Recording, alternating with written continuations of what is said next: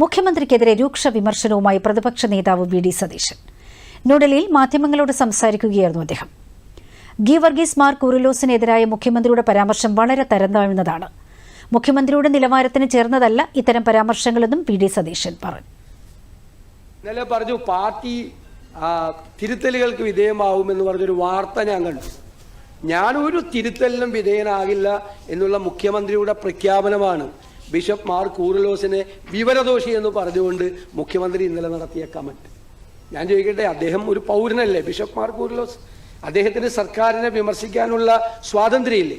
സർക്കാരിനെ വിമർശിക്കുന്നവരെല്ലാം വിവരദോഷികളാണ് എന്ന് പറയാനുള്ള ഈ ധാർഷ്ട്യം, ഇത്രയും കനത്ത ആഘാതം ജനങ്ങളിൽ നിന്ന് കിട്ടിയിട്ടും പിണറായി വിജയൻ അത് മാറ്റിയിട്ടില്ല എന്നത് വിസ്മയിപ്പിക്കുന്നു. മാറ്റരുതെന്നാണ് ഞങ്ങളുടെ ആഗ്രഹം. ഇതുപോലെ തന്നെ പോകണം, ഒരു തിരുത്തലും ഉണ്ടാകാതെ ഇങ്ങനെ തന്നെ പോകണമെന്നാണ് ഞങ്ങളുടെ ആഗ്രഹം.